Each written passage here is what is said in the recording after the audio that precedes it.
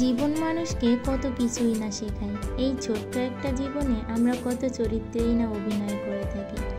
আর আমি জীবনে সব চরিত্রেও হেরে গেলেও কখনো মা হিসেবে হারতে চাই না। তাই তো সোনা বুড়োকে কাজ ছাড়াই করি না।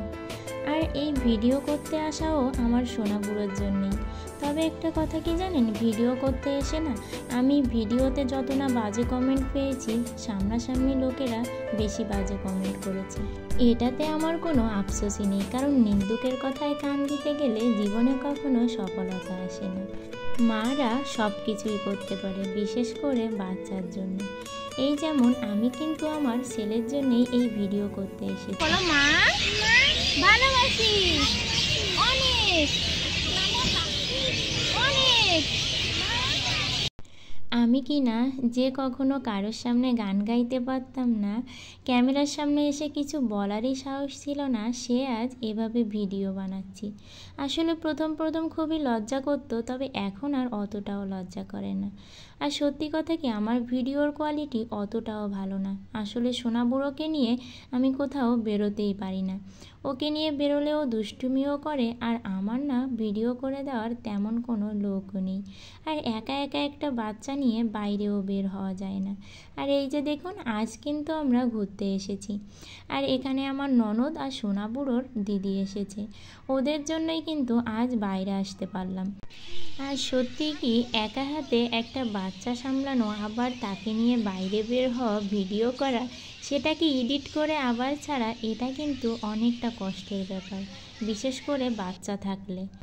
আর এই সবগুলো কাজই আমার একার হাতে করতে হয়। আমি জানি আমার ভিডিওর কোয়ালিটি অতটাও ভালো না, কারণ আমি যখন ভিডিও করতে এসেছিলাম তখন আমি কিছুই জানতাম না এই সম্পর্কে। তবে আমি ধীরে ধীরে অনেক কিছু শিখেছি।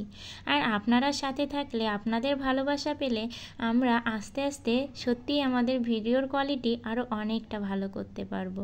তাহলে এবার আমার সোনা বুড়োর মিষ্টি কথা বলো। হ্যালো বন্ধুরা, আমরা পার্কে এসেছি। বলো মা ভালোবাসি অনেক অনেক। একটা আদর করে দাও, একটা আদর। আমি একটা দেই, এটা কানে দিয়ে দিই। আরে পাগল দেখাচ্ছে।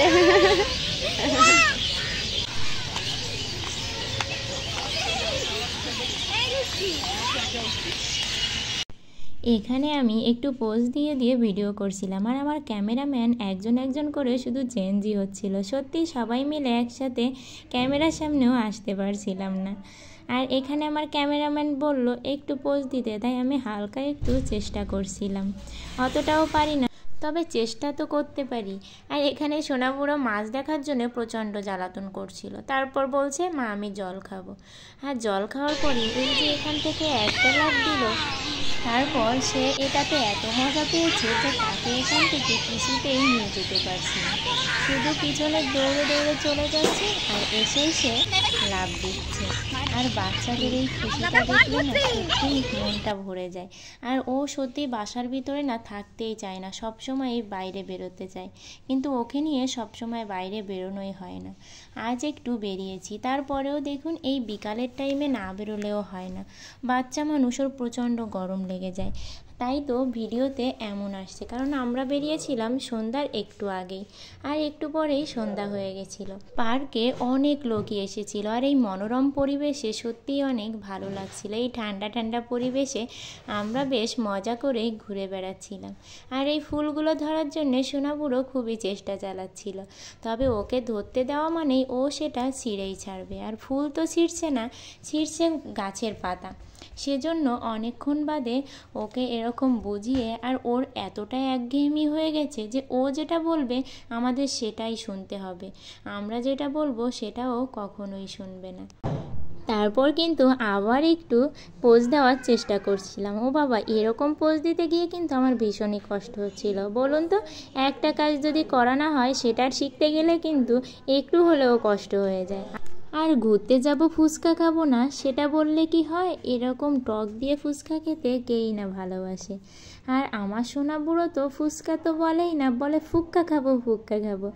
আর এই যে সোনা বুড়োর সামনে একটা ফুচকা খেয়েই ফেললাম।